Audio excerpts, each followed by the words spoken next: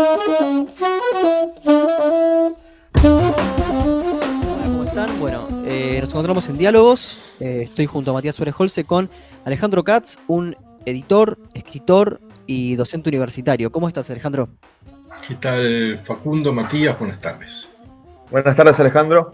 Quiero mencionar que, bueno, Alejandro Katz es el autor del libro El Simulacro, ¿por qué el kirchnerismo es reaccionario? Y bueno, quiero recomendarlo porque la verdad que es un libro muy interesante, con muchas referencias muy cultas. La verdad que no me esperaba encontrar, por ejemplo, citas a Cioran en un libro de kirchnerismo. Es un libro muy interesante por cómo lo aborda, tiene muchas cuestiones tanto de psicología como de literatura, filosofía. La verdad que el enfoque es muy interesante, no era lo que me esperaba, pensé que iba a ser algo más periodístico y la verdad que es un ensayo mucho más literario, muy interesante. Así que bueno, también hablaremos del libro y un poco también del trabajo de Katz como periodista y locutor, ¿no? Muchas gracias. Bueno, pero justamente hablar de la obra de Alejandro es bastante complejo. La obra de Alejandro no es solamente sus libros, sus artículos o sus ediciones, sino es su trabajo audiovisual, como ocurrió con El Zorro y el Erizo, un programa de radio que duró 3 años en Radio Nacional y que era una auténtica rareza en la radio argentina, quizás no si lo comparamos con la BBC, donde se hablaba desde poesía inglesa hasta pseudociencias. Me gustaría detenerme acá, Alejandro, y bueno, reflexionar sobre este programa, ya un año desde que dejó de emitirse, y específicamente en las palabras, el zorro y el erizo. ¿Por qué evocás a Isaiah Berlin en ese programa? Bueno, a ver, empiezo por el título, que es lo más fácil de explicar. Eh, Hay un famoso ensayo de Isaiah Berlin, como bien decías,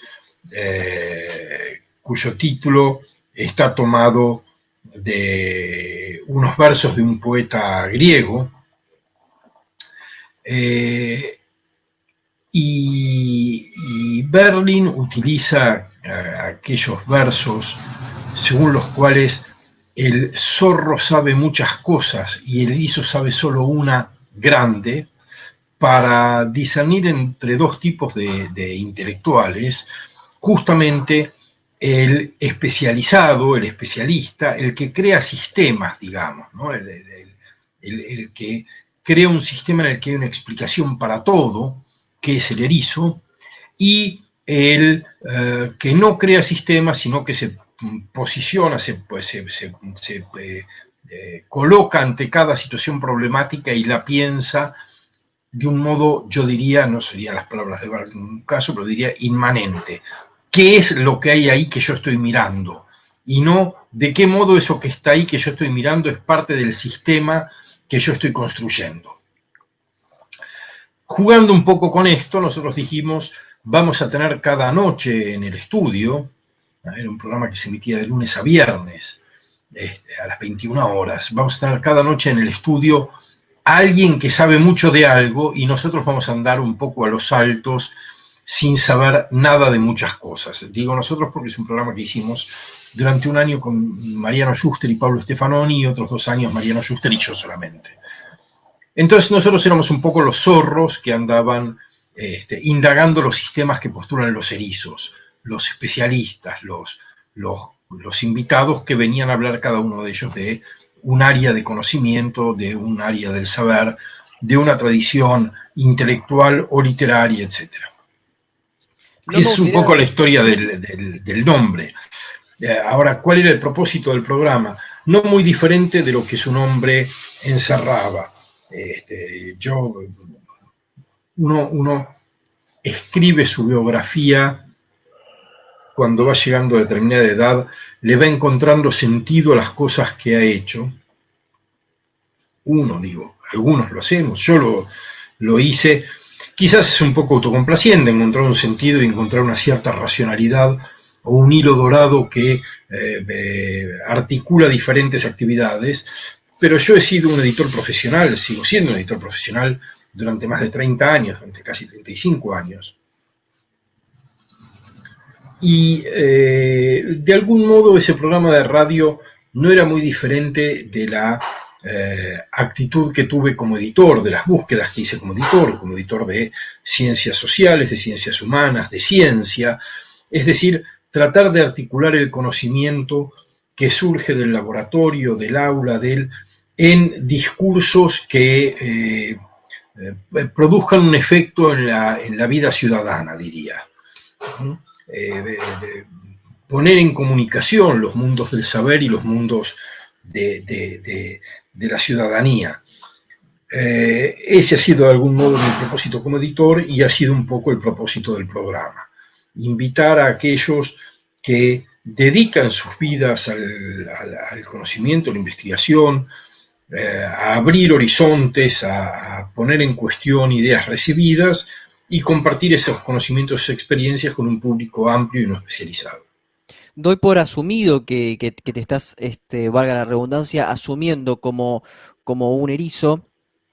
Eh, y en esa característica, me gustaría saber un poco sobre tu formación, pero no solamente sobre tu formación académica, sino sobre tu formación en lo que refiere a la cultura general. ¿Cuáles fueron tus mayores influencias en el cine, en la literatura, en la música? Porque de alguna manera se conformó Alejandro Katz. O sea, ¿cómo es que Alejandro Katz se convirtió en Alejandro Katz? Dialogando con la cultura, por supuesto.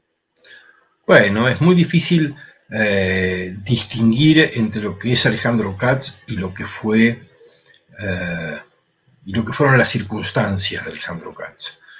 Alejandro Katz es un exponente, diría, casi prototípico de un ideal de sociedad que la Argentina tuvo durante bastante tiempo. Una clase media con mucha movilidad social, una movilidad social fundada básicamente en el conocimiento, en la educación, en el esfuerzo personal, es decir, lo que en algún momento se conocía como un trayecto meritocrático.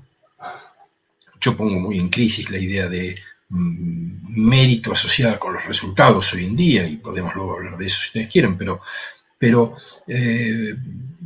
una sociedad, una dimensión de esa sociedad que confiando en las capacidades que tiene el conocimiento y la enseñanza para promover a los individuos, hacía este tipo de cosas. Tomaba a los nietos de unos inmigrantes, los mandaba a una buena escuela pública, es decir, seleccionaba entre las escuelas públicas disponibles la que ofrecía mejores perspectivas, luego a un colegio secundario público también, pero de formación de élites, y luego hacía una carrera universitaria, y todo eso acompañado de un capital cultural que provenía del entorno. ¿Cuál era el entorno? El entorno era... sí, Matías, decime. Si no me equivoco, usted estudió en México, ¿no? La carrera universitaria. Mi vida universitaria se inició en México, en la Universidad Nacional Autónoma de México, donde en efecto estudié lengua y literatura. Mi formación es una formación de letras, no es una formación en ciencias sociales, pero mi trayecto editorial ha sido un trayecto más en las ciencias sociales y en las ciencias humanas que en la literatura. Nunca he sido editor literario, muy marginalmente he sido editor literario, con algunos proyectos muy particulares, muy puntuales, pero básicamente he sido un editor científico, diríamos, y por tanto mis lecturas son lecturas de las disciplinas que he publicado, filosofía, ciencia política, sociología, historia, etcétera. Bueno, resulta muy interesante en este sentido. Yo creo que hay una parte de la pregunta que queda inconclusa. Es cómo llegás al mundo cultural. Creo que cada uno de nosotros tuvo un momento en el cual decidió ir por un sendero y no por otro. Y claramente, porque si no sería básicamente hablar de producción industrial de argentinos en la escuela pública. Entonces, claro, ¿cuáles fueron algunos momentos en tu vida que te hicieron decir, no, realmente me interesa la cultura de Albania, por ejemplo, que era uno de los temas que se trataban en tu programa? Bueno, a ver, sin duda hay cuestiones vinculadas con el contexto, una familia en la que había libros, en la que había un piano, en la que había membresías a los cineclubes míticos de los años 60 y 70 en la ciudad de Buenos Aires, en los que uno acompañaba a los padres a ver películas de Bergman a los 12 años, o estando en la escuela primaria los días viernes, en la escuela primaria de doble turno, los días viernes, en lugar de quedarse a almorzar en la escuela o ir a almorzar en la casa, se iba a escuchar un concierto en los conciertos del mediodía, que en aquella época se hacía en el Teatro Coliseo. Había un fuerte impulso familiar a la participación o consumo de bienes culturales. La lectura, la lectura fue mi elección. Uno de mis hermanos tuvo una elección vinculada con las artes plásticas que lo llevó a hacer una carrera de arquitecto muy notable, el otro con el teatro.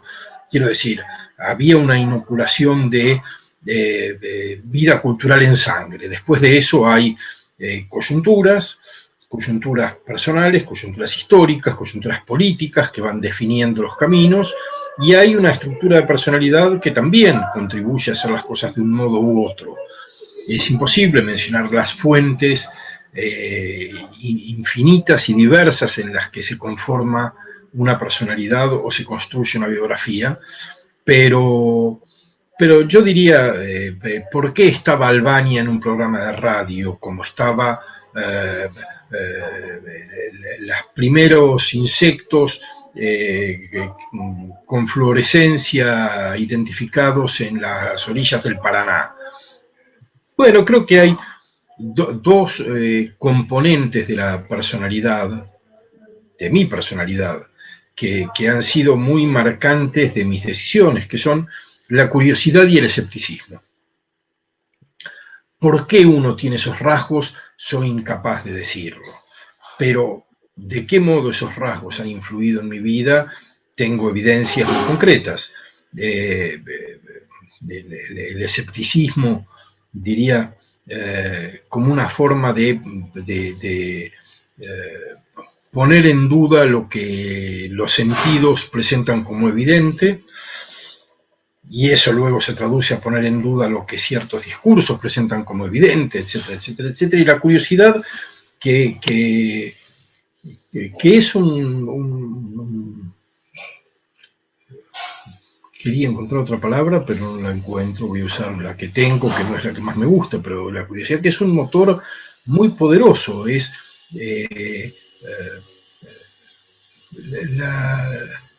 la curiosidad es una dimensión realmente extraordinaria de la mente humana.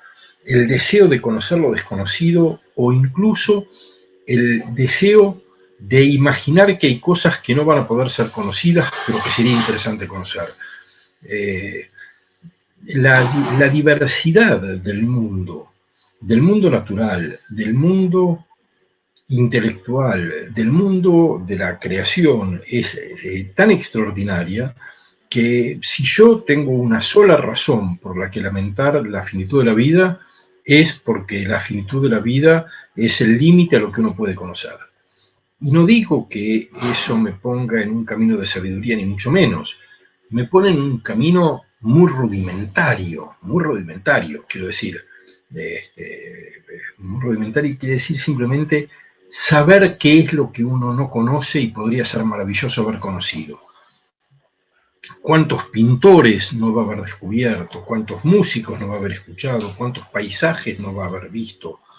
¿Cuántas personas extraordinarias no van a haber sido interlocutores en la conversación con uno? Bueno, es una lástima privarse de todas esas posibilidades que el mundo nos da y a las que uno se acerca simplemente como alguien que busca conversación, ¿no? Un filósofo británico magnífico, Michael Oakeshott, decía que el mundo está hecho de conversaciones y que la educación consiste en poder participar de una gran variedad de conversaciones. Educarse es poder hablar diferentes lenguajes con diferentes personas. Y eso es muy atractivo y uno podría decir, haber sido editor o ser editor me dio esa posibilidad, pero también es posible que haya optado por elegir la profesión de editor para tener esa posibilidad, para poder leer obras de teoría de la evolución y de física y obras de política y de historia y de sociología y ser un experto en nada, pero un poco ávido de todo. Y eso, digo, no estoy diciendo que haya mérito ni valor en eso, estoy simplemente enunciando algo que para mí es muy atractivo. Sin duda hay un inmenso valor en saber mucho de algo y dedicar una vida a eso. No estoy poniendo en comparación ni intentando armar una escala de jerarquías de las conductas posibles, simplemente mencionando cuál ha sido mi camino. Bueno, muy interesante y eso de las conversaciones que mencionó, bueno, me hizo acordar mucho a este mismo proyecto, al proyecto de diálogos, de tratar de charlar con un poco gente que, bueno, muchos invitados no pensaban como nosotros y le dimos el espacio para escuchar sus ideas y, bueno, eso me parece muy, muy valioso, muy valorable. Me interesó sobre todo lo que dijo con respecto al escepticismo y le quería preguntar si algún autor le influyó particularmente en esta visión crítica. Se me puede ocurrir, por ejemplo, David Hume, por lo que dijo sobre los sentidos. No sé si hay algún otro filósofo que pudiera recomendar o que lo haya influido en su escepticismo. No lo sé, pero es curioso porque sin haber preparado, simplemente estiré la mano sobre mi escritorio, porque efectivamente es una de las compañías permanentes, pero no podría decir que haya habido una influencia, al menos no me he ocupado de tratar de detectarla, por las mismas características de mi trabajo y de mi formación. Ha habido fuentes muy diversas y compañías que se encienden y se apagan, ¿no? Quiero decir, uno atraviesa por obras que durante algún tiempo lo acompañan y en las que se sumerge y luego va hacia otras y dado que no hay una especialización, que no hay un instalarse en un autor o en una problemática, a lo largo de mi vida he tenido muchas compañías muy diversas, algunas lo son hasta el día de hoy y otras han quedado en el pasado. Precisamente hay algo Perdón, que... pero sí diría, Facundo, perdón, diría, me parece que el escepticismo es una cuestión más de carácter que de formación. Como la fe es una cuestión de carácter y no de formación. Uno ve que el que pierde la fe se convierte en un creyente de la incredulidad, ¿eh? Porque sigue siendo un creyente. Ser un escéptico no es una elección, es una configuración. Bueno, pero nosotros estamos hablando de ciertos lenguajes y me gustaría acá llamar la atención sobre algunos autores como el surcoreano Han, que mencionaba la sociedad del cansancio y elogiaba el pensar lento, el pensar despacio, casi como una especie de no romanticismo, pero guiño a un siglo XX. Ya esto lo habían problematizado Adorno y Horkheimer, Benjamin y Bauman con su sociedad líquida. Ahora lo problematizan empresarios como Lanata y Pergolini, que analizan constantemente qué es lo que se escucha y lo que no. Como editor de libros en 2020, ¿te subís a estos discursos que hablan sobre una decadencia de la cultura, sobre la gente que lee menos, gente que se especializa menos, o querés que simplemente hay una crisis en el consumo o no hay crisis en absoluto y son tiempos distintos? A ver, la idea de la decadencia es una idea que no me resulta para nada atractiva. Este, Creo que la idea de la decadencia es una idea muy reaccionaria, no en un sentido político, en un sentido filosófico, diría. Este, y es una idea más que descriptiva política, más que hablar de decadencia, no indica tanto qué es lo que ocurre con una realidad, sino cuáles son los ideales que uno querría imponer sobre esa realidad. Yo no me siento muy afín al mundo contemporáneo tal como está configurado. Creo que no me hubiera sentido afín a ningún mundo contemporáneo mío. Pero no por eso diría que es un mundo decadente, diría que es el mundo que es y que es interesante tratar de comprenderlo y eventualmente desde un punto de vista político tratar de, y voy a usar una palabra complicada, mejorarlo. Ahora, dicho esto, también puedo decir que tengo la impresión que algunos rasgos de la modernidad que nos parecieron en su momento a los modernos, nos parecieron valiosos, son rasgos que están siendo soslayados por la cultura contemporánea. ¿Es esto bueno o malo? Bueno, es malo para quienes quieren ese tipo de, para quienes aprecian ese tipo de rasgos y quieren verlos difundidos, y es indiferente para quienes no los aprecian o los rechazan y no les preocupa su ausencia.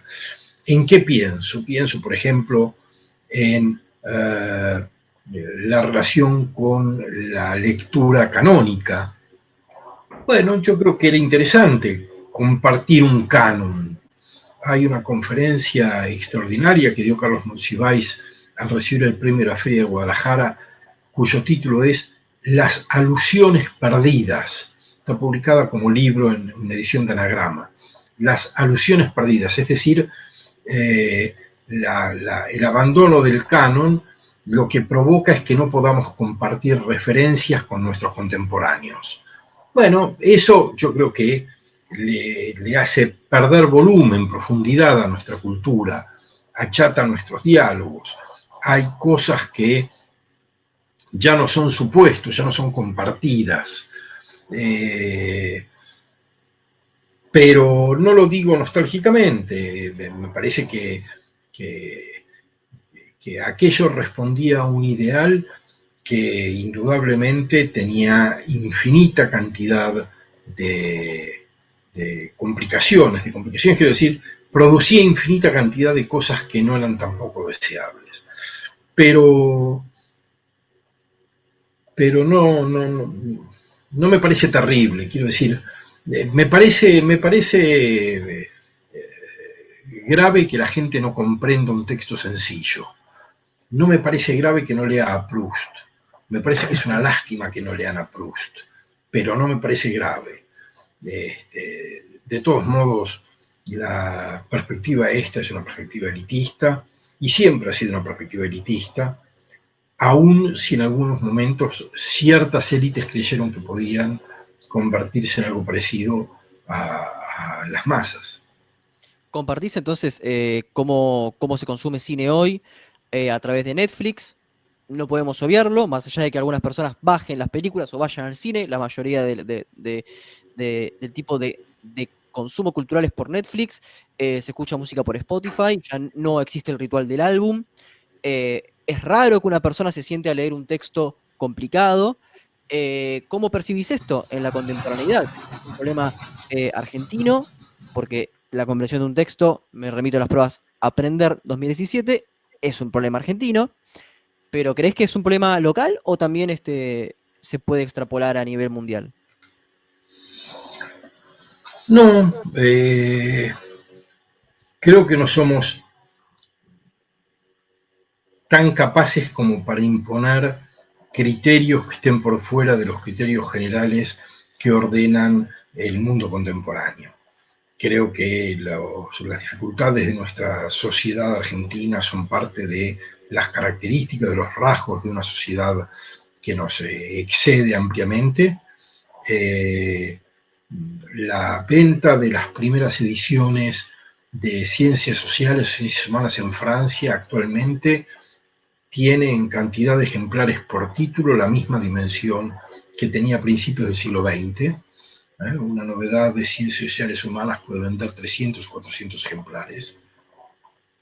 Es cierto, se publican muchísimos más títulos, también es cierto que la población francesa se multiplicó enormemente y que además el porcentaje de esa población que tiene grado universitario respecto de la que lo tenía a principios del siglo pasado también se multiplicó enormemente. Por lo tanto, la caída de la venta media de los títulos de ciencias humanas y sociales es una disminución real, no es una disminución solo relativa.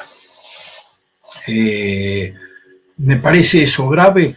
Bueno, en los años 60 y 70, 80, una familia de clase media profesional tenía una biblioteca en la casa en la que estaban los clásicos del conocimiento y de la literatura de su momento. Hoy una familia de clase media, si tiene una vocación cultural, va a tener obras de arte. ¿Por qué? Porque tienen una virtud estética de la que carecen los libros, porque la movilidad residencial es mucho mayor y mover una obra de arte es más sencillo que desplazar una biblioteca de una casa a otra, porque el espacio medio, la dimensión media de la vivienda se ha reducido y dedicar un muro entero o dos muros enteros a libros no es conveniente, y porque el libro dejó de ser un vehículo de distinción en el sentido de Bourdieu.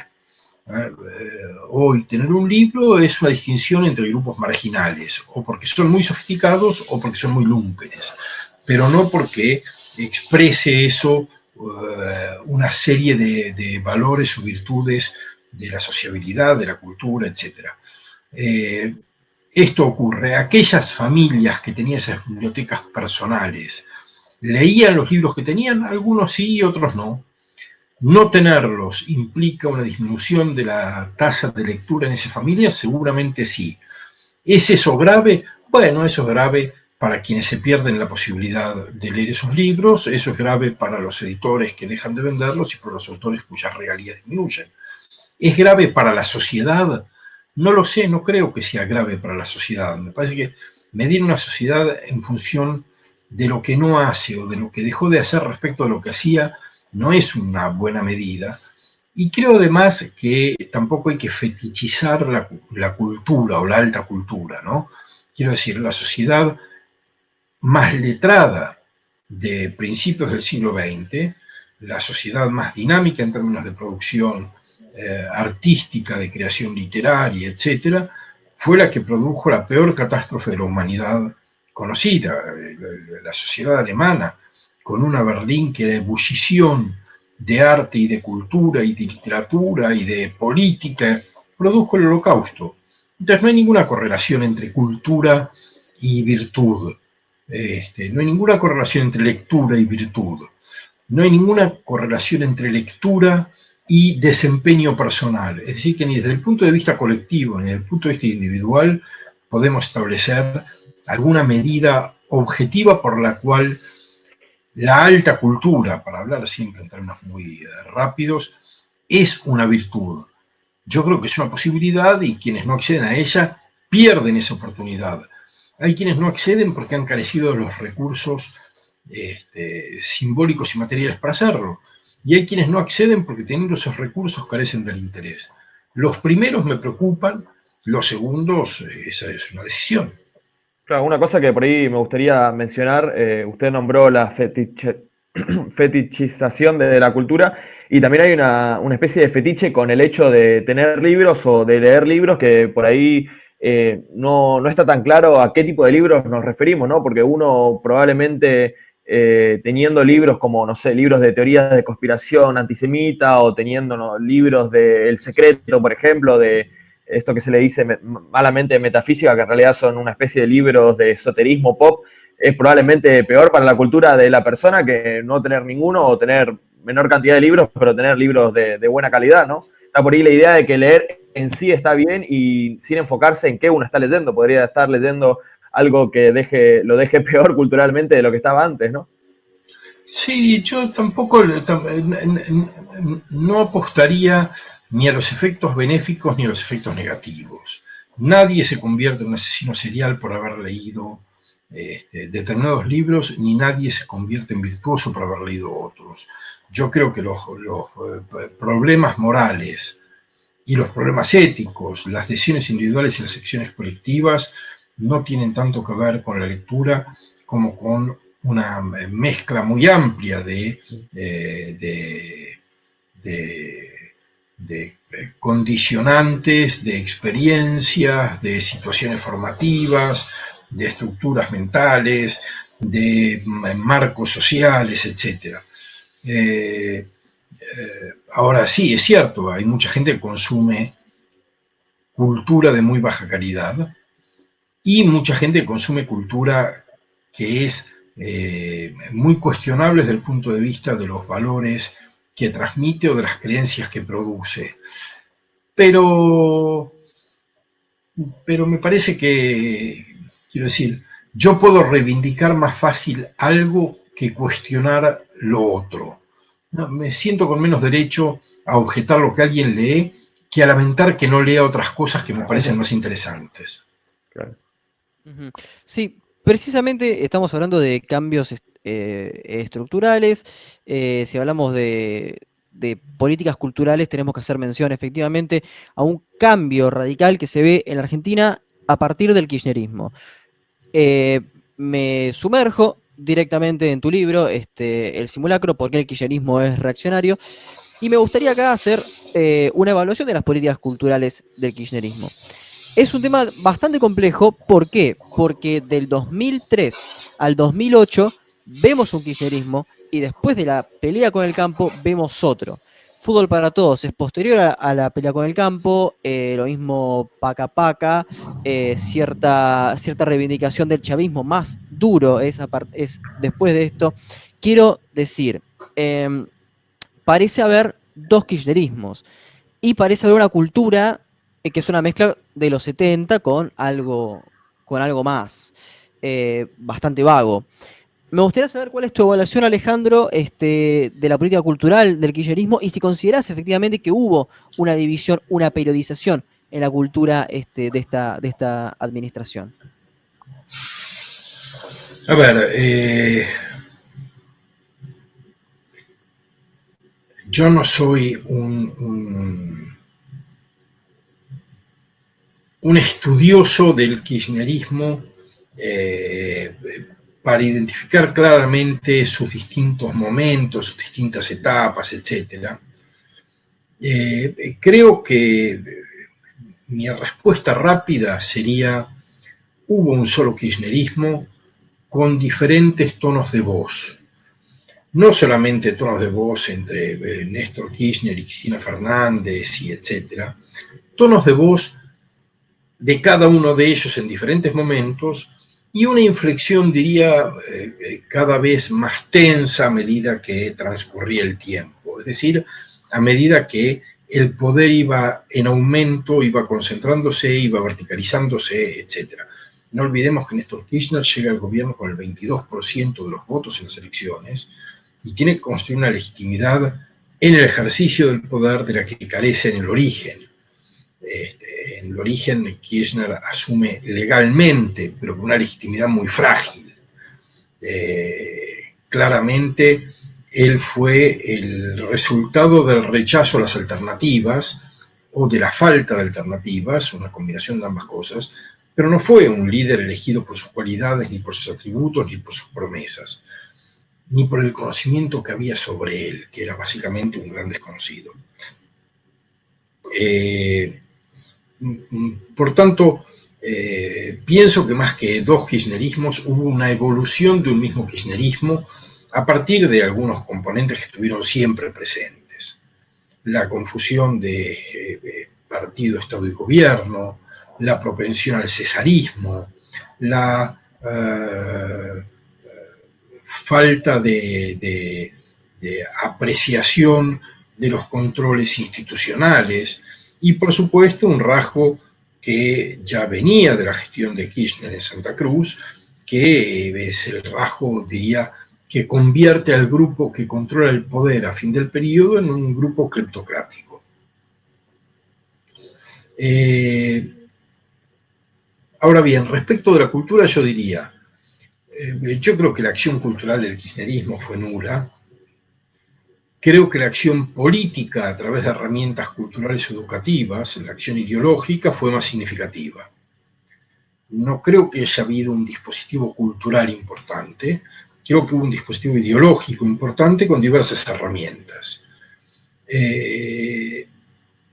Y me parece que ahí hay algunas que son bastante claras. Por un lado, la apropiación de la defensa de los derechos humanos, de la reivindicación de los derechos humanos, negando básicamente el juicio a las juntas, que es el hecho fundante de nuestra democracia actual, y del pacto democrático que todavía nos une, si es que algún pacto todavía nos une como nación. Pacto que para el kirchnerismo fue totalmente ajeno, no existía el kirchnerismo, existían los Kirchner, existía el peronismo, y se trató de personajes ajenos o contrarios a ese proceso de juicio, y sin embargo, a poco de asumir, Kirchner, al retirar el cuadro de Videla del Colegio Militar, o del Campo de Mayo, no sé dónde, y decir que por primera vez el Estado argentino se iba a ocupar del tema, está borrando de un plumazo para reescribir la relación con los derechos humanos a favor de los intereses del gobierno. Ahí hay un aspecto. Otro aspecto es el renacido revisionismo histórico, un renacimiento muy agresivo, porque se hace con los recursos públicos, no se hace desde los márgenes del Estado, sino desde el corazón del Estado, produciendo una historia sesgada, una historia, diría, una historia que cuestiona la historiografía argentina no con las herramientas del historiador, sino con las herramientas del propagandista. Claro, de eso estuvimos hablando un poco con Graciela Fernández Mijide, que fue la última invitada que tuvimos en nuestro programa. Y me interesa sobre todo porque Tomás Abraham, otro con el cual tuvimos el gusto de hablar en este programa, se quejaba en una entrevista y decía que una de las peores cosas que tenía el kirchnerismo era la utilización de las madres de Plaza de Mayo. ¿Usted estaría de acuerdo con esta idea? Yo creo que sí, por supuesto. Diría, si cristalizamos en las madres de Plaza de Mayo la utilización de toda la historia de los derechos humanos en nuestro país, sin duda es uno de los peores rasgos. Es un rasgo que ha creado una gran confusión en la sociedad respecto de qué fue la lucha por los derechos humanos en la dictadura y después de la dictadura, y que ha desnaturalizado la acción de los organismos de derechos humanos, de casi todos ellos, convirtiéndolos en una herramienta política de un gobierno o contra un gobierno. Y me parece que esto es penoso, que esa manipulación y los efectos que tuvo son realmente muy reprochables, muy reprochables. Entonces, de nuevo, yo no creo que haya habido una política cultural en el sentido más técnico o más reducido del término. Creo que sí hubo un intento de hacer una transformación cultural de la ciudad argentina en términos de creencias, de asunciones, de relaciones de causalidad, de responsabilización sobre aspectos del pasado, del presente, etc. ¿Y qué aspectos, si hacemos una comparación histórica, ¿no? Y nos atenemos, digamos, a la democracia partidaria argentina y a la propia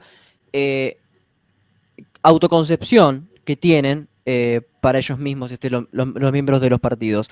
¿Qué aspectos del peronismo, desde 1946 hasta el 74, con cada interrupción del peronismo, entre comillas, clásico, hallás en el kirchnerismo? ¿Crees que es apropiado catalogar a este fenómeno del siglo XXI, como fue el kirchnerismo, como una deriva del peronismo, o crees que se trata de algo totalmente distinto? Bueno, yo diría muy rápidamente, voy a después a intentar ampliarlo un poco, pero muy rápidamente diría, si el kirchnerismo se reivindica como parte de la tradición peronista y una parte importante de la tradición peronista no repudia esa reivindicación, no soy yo quien para decir si lo es o no lo es, ¿no? Quiero decir, es como cuando alguien dice yo siento que mi identidad de género no es mi identidad biológica. ¿Quién es alguien que no sea esa persona la que puede decir cuál es su identidad? Con las identidades políticas pasa algo semejante. Están en disputa, Pero cuando la disputa se acaba, la identidad es la que quien dice portarla enuncia. Sería absurdo que desde la ciencia política se diga esto no es peronismo por estos rasgos distintivos. Porque por lo demás el peronismo ha sido muchas cosas. Ha sido el peronismo del primer Perón, pero ha sido el peronismo del segundo Perón en la segunda presidencia. Ha sido otro peronismo con el regreso de Perón y otro más con Isabel López Rega. Ha sido otro peronismo en la oposición a Alfonsín y en su acuerdo con los sindicalistas y con los militares para no hacer el juicio, para no terminar con la amnistía que se habían dado a ellos mismos. Ha sido un peronismo distinto con Cavallo y la convertibilidad, y ha sido otro con Néstor Kirchner y con Cristina Kirchner. ¿Qué es el peronismo? El peronismo es lo que el peronismo dice ser. Son identidades políticas no programáticas, identidades políticas difusas, que se reivindican de una tradición nacional y popular, que es reconocible, que quizás no sea definible, pero es reconocible, que tiene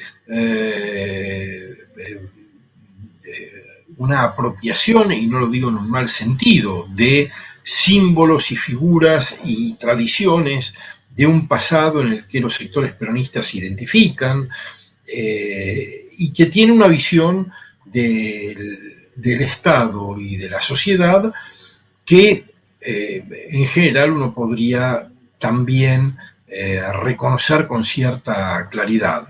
Aunque la visión del Estado y de la sociedad del peronismo de Menem, cuando Cavallo era ministro de Economía, no era la misma que la del peronismo de Cristina Kirchner.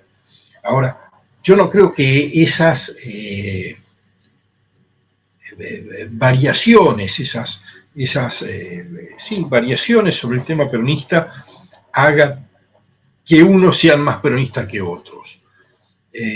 Sobre todo en un momento en el que la representación política es muy difusa y muy confusa, en el que no hay identidades claras asociadas con programas concretos que sean precisamente identificables. Sí, creo que el kirchnerismo es parte de, sigue representando en la Argentina a aquellos sectores a los que el peronismo representó reiteradamente, recurrentemente. Es la representación política de los sectores populares y de cierto tipo de sectores medios o incluso altos a los que el peronismo ha expresado históricamente. Acá, sí, acá entramos a cierto inconveniente porque si bien coincido en que un partido es lo que dice ser, tiene que haber alguien que legitime y al mismo tiempo tiene que haber políticas que legitimen. Creo que hay ciertas similitudes en el peronismo y el kirchnerismo.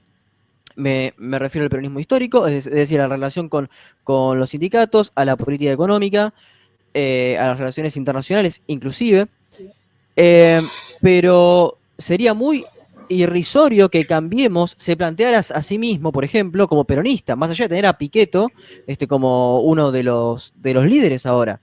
Pero sería irrisorio, quiere decir que la palabra que crea al peronismo tiene que tener una legitimación, no solamente en el discurso que lo puede dar Duhalde, dándole el bautismo de fuego a Kirchner, sino que lo puede tener las mismas acciones. O sea, creo que ahí hay una cuestión entre la idea y lo material que va más allá del yo diría, el Facundo, que cuando un movimiento político dice de sí mismo lo que es eso que dice ser, pero también diría que no cualquiera puede decir cualquier cosa de lo que es.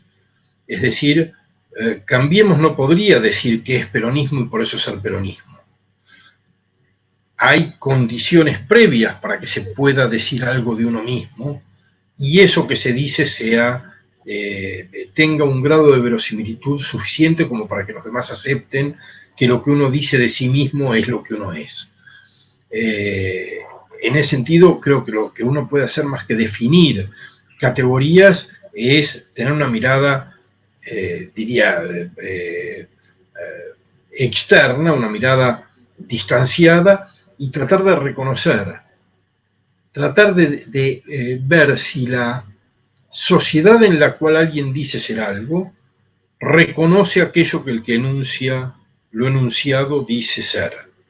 Y si eso ocurre, de algún modo se termina la discusión, porque si no se convierte en una discusión esencialista o ontológica, ¿no? ¿Qué es el peronismo? ¿Cuál es la verdad del peronismo? ¿Cuál es la verdad del radicalismo? ¿Cuál es la verdad del liberalismo argentino?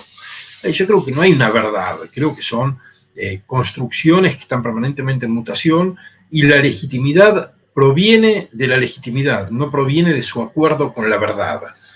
No proviene de que aquello que alguien dice ser coincida con una verdad que no está en el que lo enuncia, sino con la legitimidad que para decir eso tiene quien lo dice.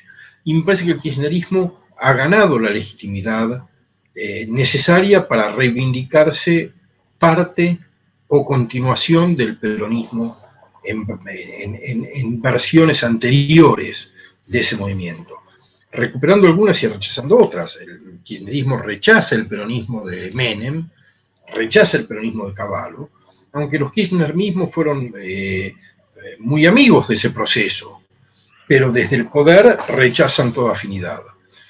Pero sin embargo se reivindican como parte de un peronismo setentista. Bueno, ¿cuál es el peronismo setentista? ¿El que los Kirchner dicen anunciar o el de López Rega e Isabel? Porque entonces, ¿cuál era el peronismo de los 70? ¿El peronismo de Firmenich o el peronismo de López Rega? ¿Y cuál era el peronismo de los 40 y 50? ¿El del primer Perón o el del segundo Perón que introdujo un ajuste social extraordinario? Quiero decir, me parece que es menos importante, digo, por supuesto, para la historia nos importa todo esto mucho, pero para la política nos importa menos.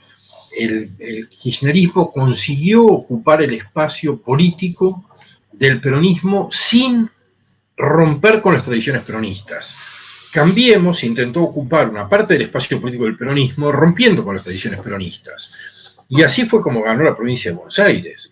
Ganó la provincia de Buenos Aires, es decir, ganó un espacio político que el peronismo controlaba de una manera casi hegemónica y numerosas intendencias del Gran Buenos Aires.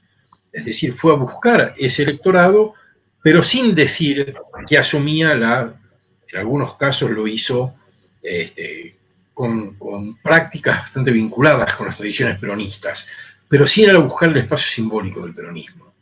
Y pudo hacerlo.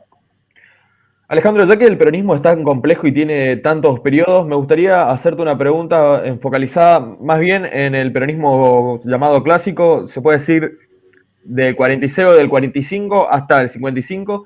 Y la pregunta es, ¿considerás que el peronismo es reaccionario aplicando más o menos los parámetros que utilizás en tu libro sobre el kirchnerismo? A ver, yo creo que Argentina está desde hace mucho tiempo en una trampa entre dos conservadurismos, un conservadurismo popular y un conservadurismo, un liberalismo conservador. Es decir, creo que en Argentina no hay actores reformistas de envergadura que quieran realmente modificar el statu quo. Creo que de algún modo es una repetición de lo que Portantiero denominó empate hegemónico cuando analizó el periodo del 58 al 73,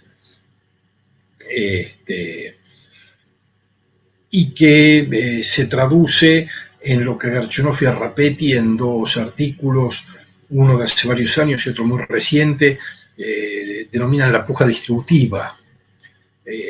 Yo creo que efectivamente el peronismo es un movimiento que se entronca con las raíces del conservadurismo popular y que frente del peronismo aparecen variaciones diferentes de un liberalismo conservador. Creo que a la luz de los resultados de las gestiones de los diversos gobiernos, a la luz de la evidencia que indica que a fin de este año el Producto Bruto por Habitante de la Argentina va a ser el mismo que el del año 1974, es decir, casi 50 años sin crecimiento de la riqueza por habitante, pero con un crecimiento de 8 a 10 veces de la pobreza en la Argentina, podemos decir sin mucho problema que son efectivamente movimientos conservadores cuyos efectos sobre los bienes comunes han sido catastróficos. Me imagino que esta sentencia también aplica al macrismo, ¿no? Absolutamente, absolutamente. Yo creo que los intentos de hacer modernización capitalista que hubo, que han sido, como lo han estudiado algunos historiadores económicos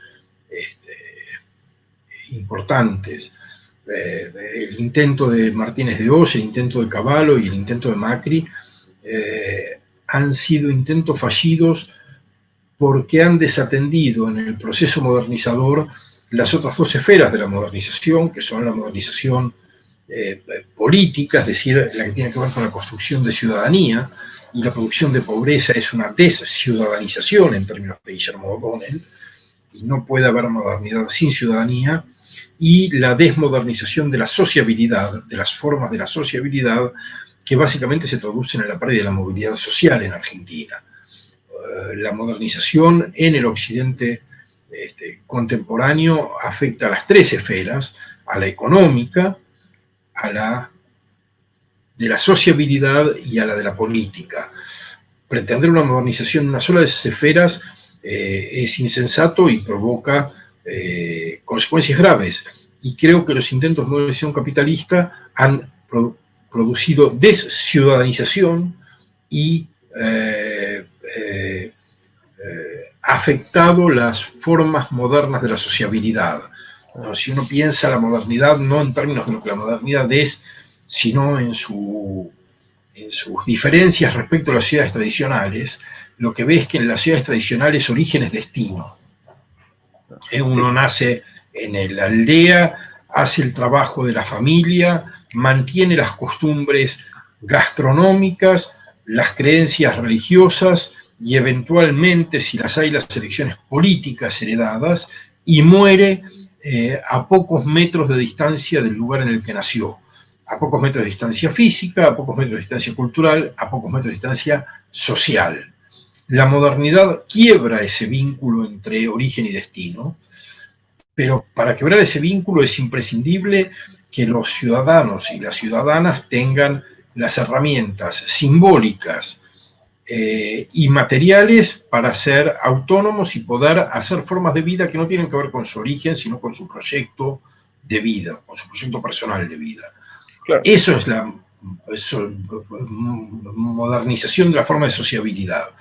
Cuando lo que tenemos es creación de pobreza y detenimiento de la movilidad social, lo que estamos haciendo es fijar a los individuos a su nacimiento. En Argentina hoy el código postal del nacimiento es un predictor del futuro mejor que la educación.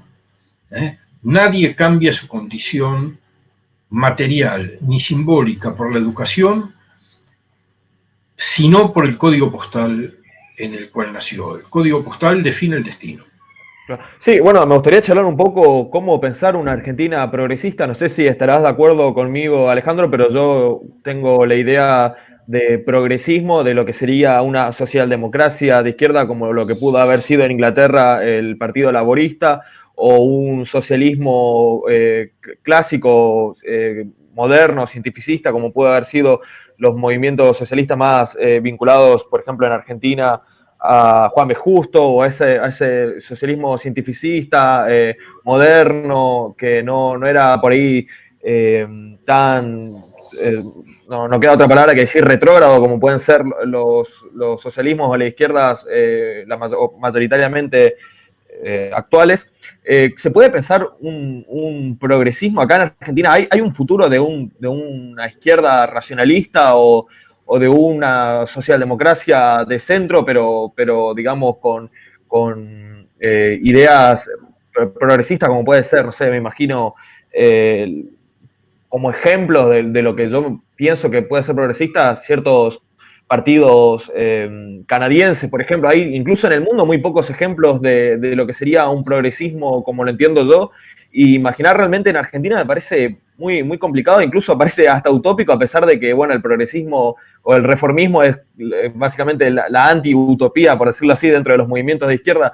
¿Cómo pensamos un progresismo de este tipo en Argentina?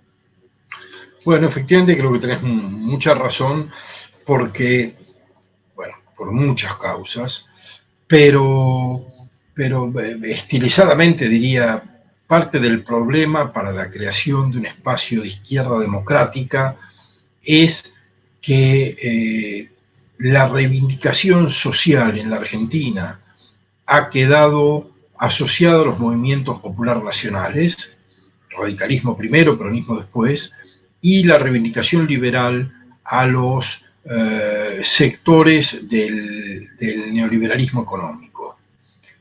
Es decir, la izquierda democrática ha sido despojada por estos movimientos de sus dos pilares fundamentales: la preocupación por la transformación social y simultáneamente la preocupación por los derechos humanos y por los derechos ciudadanos, que son la tradición del liberalismo. Por tanto, carecemos de herramientas a menos que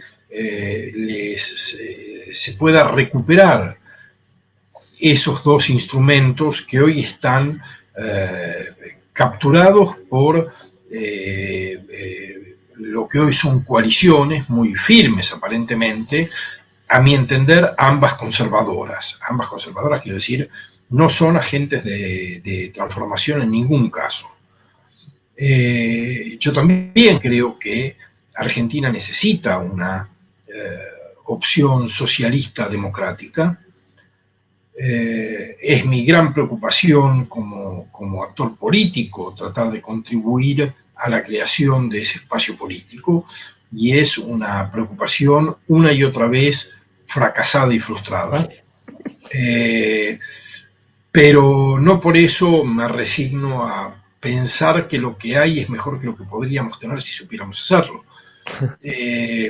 Yo creo en este sentido que Argentina está presa de una trampa que Portantiero enunció hace ya más de 20 años, poco más de 20 años, en un trabajo cuyo título, si yo no recuerdo mal, era Un socialismo para el siglo XXI, en el que Portantiero hacía una crítica muy fuerte de la propensión estatalista de cierta izquierda y de cierto nacionalismo popular, y la propensión a la libertad de mercado de los conservadores liberales. Y él decía, no es ni el Estado ni el mercado, es la sociedad civil. Y es ahí donde uno imagina que debería poder construirse algo, donde yo creo todavía que es posible construir algo. Uno piensa hoy que el 30% de la sociedad está fuertemente identificado con el kirchnerismo más duro, y un 20% de la sociedad con ese macrismo que expresa el laissez-faire y el libre mercado, y hay un 50% de la sociedad que no está fuertemente identificado con ninguno de esos dos sectores. Yo no creo que ese 50% restante sea un 50% progresista, pero creo que hay muchos sectores ahí que apoyarían una propuesta de izquierda democrática racional. Y cuando digo racional quiero decir básicamente que reconozca que existen restricciones, que reconozca que las transformaciones para ser duraderas tienen que tener bases de legitimidad muy amplias. No diré ser consensuales porque no lo creo, pero sí tener bases de legitimidad muy amplias, que hay que reconocer las restricciones no solo económicas y financieras del Estado, sino de los agentes privados, que hay que reconocer en qué contexto internacional una política se puede llevar adelante para ser exitosa, que hay decisiones individuales que tienen que ver con formas de la prosperidad y de la organización de la vida privada y pública que no pueden ser barridas de un día para el otro, ni mucho menos, y que en todo caso tienen que ser respetadas, si uno quiere también contar con el apoyo de sectores importantes de la sociedad. Creo que es ahí donde hay que trabajar. Creo que el socialismo de Santa Fe es una experiencia muy valiosa en ese sentido, y que desgraciadamente no hubo las capacidades o las condiciones de, voy a decir así, exportarlas al resto del territorio nacional. Pero ahí creo que había, con mucho para corregir y todavía mucho para hacer, un caso muy interesante de formas de producción de bienes comunes, de formas de introducción de principios de igualdad, etc. Creo que tenemos una inmensa valija de herramientas, no una caja, una valija de herramientas con las que podríamos hacer cosas maravillosas. Pienso en el Rawls tardío y su idea de la democracia de propietarios, por ejemplo, ¿no? Que me parece que es una idea fundamental y que haya recursos institucionales, políticos e incluso de instrumentos financieros que permitirían reconstruir el quebrado contrato de los argentinos con el futuro sobre la base de la construcción de bienes comunes y de la participación en los resultados de la producción de riqueza. Creo que hay inmensa cantidad de alternativas que podríamos llevar adelante sin convertir el país en una guerra civil. Como lo hacen recurrentemente los populistas nacionalistas y los liberales conservadores. Cuando hablan de reforma unos y otros, reforma de la justicia o reforma laboral, es un discurso orientado a reformar al otro, no a reformar aquello que sistémicamente funciona mal en términos de lo común. Reformar al otro no es una reforma, es una agresión, es capturar el poder para hacer con el otro lo que uno quiere hacer, suponiendo que los dos puntos de diferencia en un balotaje electoral dan un derecho de acción sobre los demás y no simplemente una pequeña ventaja para empezar a discutir alternativas. Claro, en eso No estamos logro muy de ver, acuerdo. sí, pero no logro ver, digamos, en el socialismo rosarino una producción de bienes que realmente sea distinta para toda la Argentina. Me gustaría conocer algunos ejemplos y también, bueno, Rosario, perdón, Santa Fe, uno tiende a asociar todo a la ciudad capital, o por lo menos a donde se concentran las actividades. No logro ver ahí un cambio radical para Argentina. De hecho, uno de los casos, de los casos más flagrantes de narcotráfico es el que se da precisamente en la provincia de Santa Fe. Entonces, quizás esto sea como una especie de deformación en el que terminó el socialismo, o efectivamente hubo algo que se pensó mal. Me gustaría reflexionar sobre ese tópico. Bueno, diría varias cosas. Por un lado, respecto al narcotráfico, es posible que la política de seguridad de la provincia de Santa Fe no haya sido adecuada, pero el narcotráfico es un delito federal, no es un delito provincial. Son las fuerzas federales, es la inteligencia de las fuerzas federales y es el gobierno nacional el que tiene a su cargo la obligación de reprimir el narcotráfico y evitar su propagación. Yo no voy a exculpar a nadie, porque no es mi función ni mucho menos.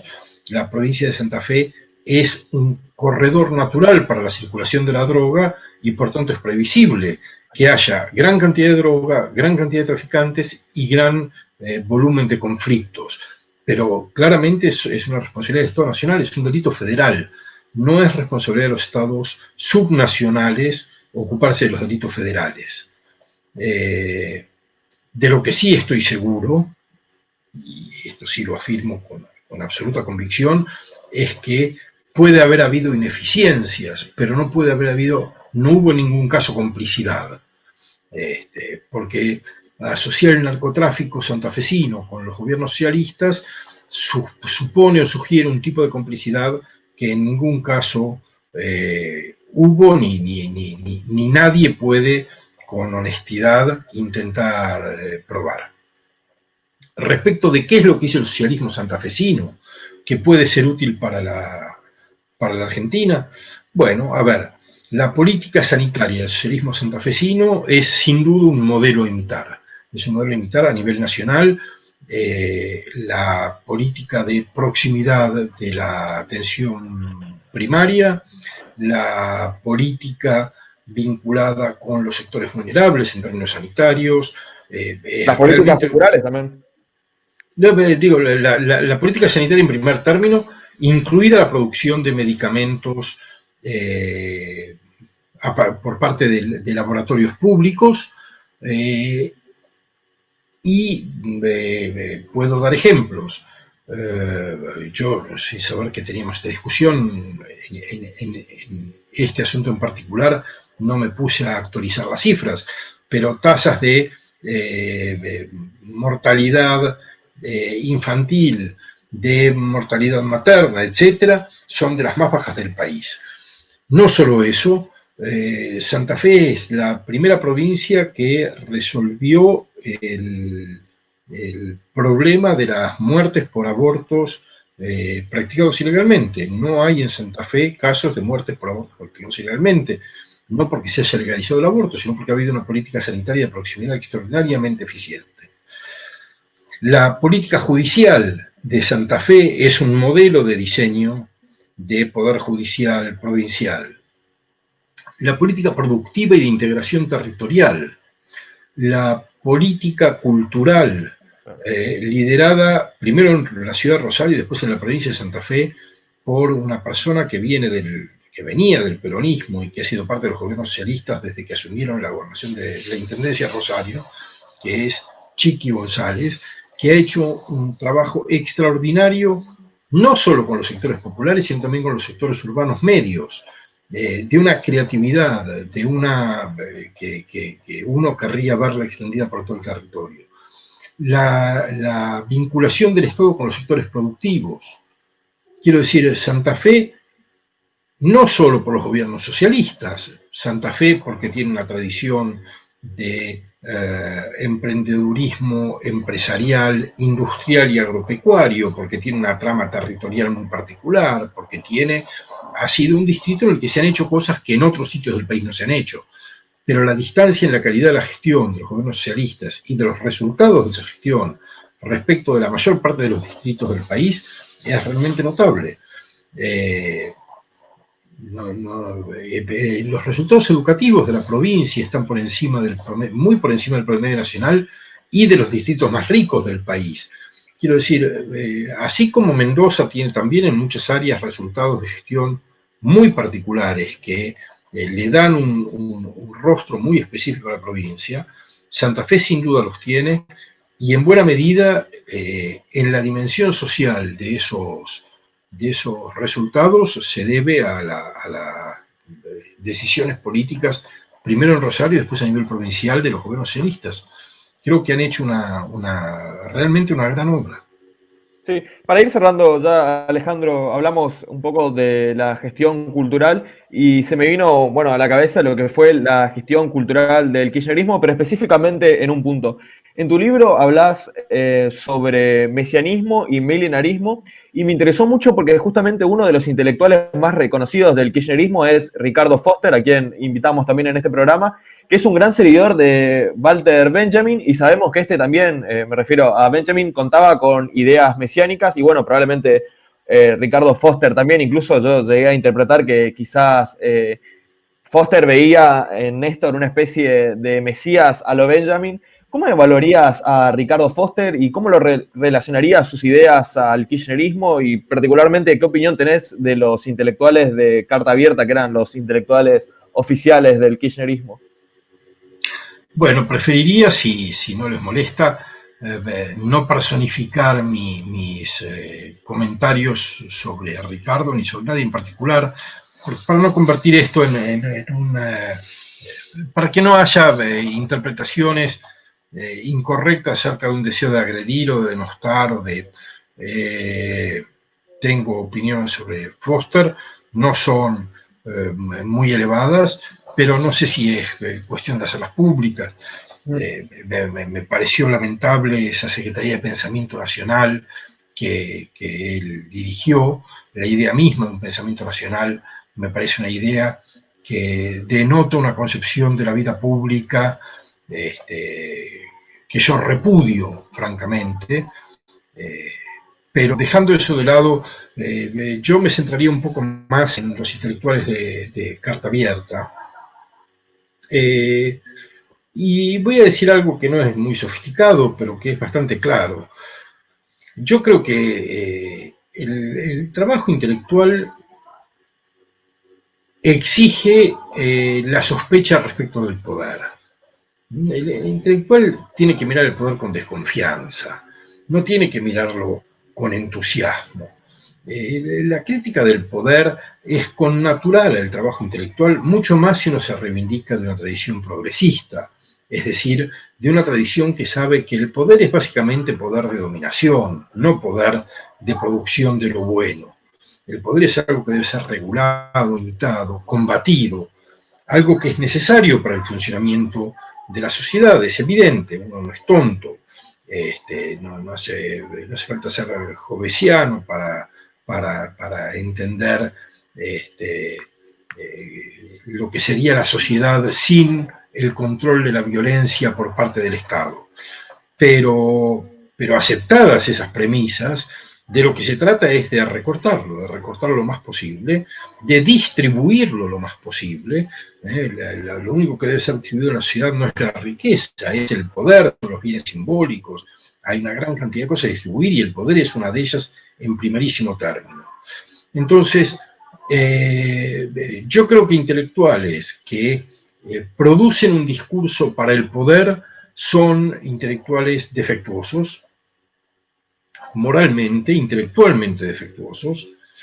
Creo que es peor todavía si ocurre como ocurrió en periodos muy extendidos de la vida de Carta Abierta, en los que no producían un discurso para el poder, sino que justificaban con discurso las acciones del poder.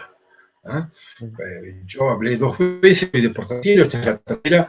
Portantiero fue parte del Grupo Esmeralda que asesoró a Alfonsín y que produjo discurso para Alfonsín.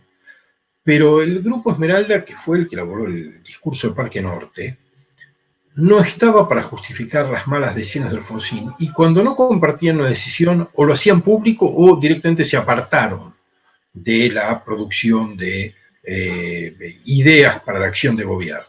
Yo creo que los intelectuales pueden proveer ideas para la acción de gobierno, pueden hacerlo incluso, como en el caso del Grupo Esmeralda, orgánicamente, por decirlo con una palabra un poco clásica o antigua.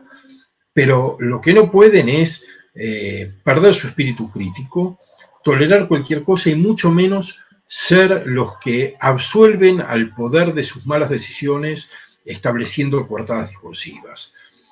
Argentina tiene una larga historia de corrupción y de apropiación de bienes públicos.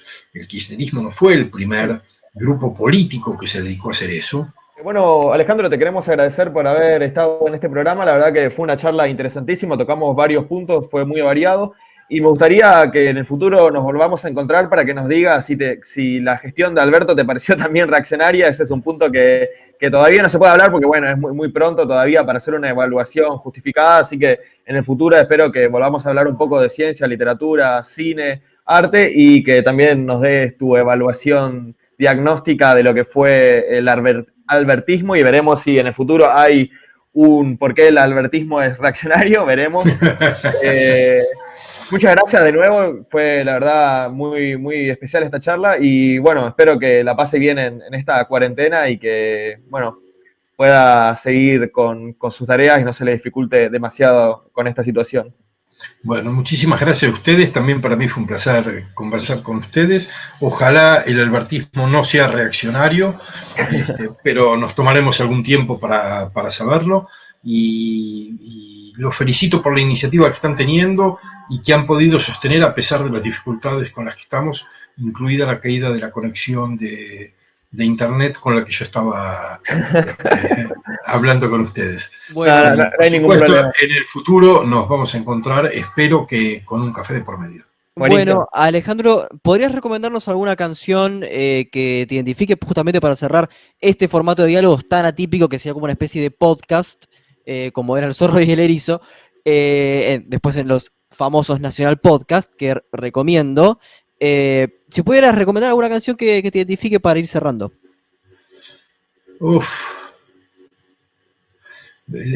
Si tuviera que decir lo que prefiero sería un poco arrogante, así que prefiero no decirlo porque me convierto cada vez más en una caricatura de mí mismo y hasta cierto punto ser una caricatura de uno mismo está bien, pero pasado ese punto se vuelve ya ridícula la caricatura. Pero cualquiera de las cosas que se me ocurren, y soy un melómano intenso, no es que no se me ocurran, creo que me haría... Bueno, vamos a negociar algo. Hay un disco magnífico de un pianista de jazz espectacular que se llama Brad Meldau. Sí, sí. Y hace un par de años hizo un disco cuyo título es After Bach. Cualquier pieza de After Bach yo la aplaudo con el corazón. Bueno, muchísimas gracias. Muchísimas gracias. Alejandro, bueno, nos estaremos viendo después de la cuarentena. Ojalá que sí, gracias a ustedes de nuevo. Muchas Gracias. gracias. Y así finaliza otra emisión de Diálogos Podcast. Soy Facundo Guadaño y los dejamos con Rondo de Brad Meldau, recomendado por Alejandro Katz.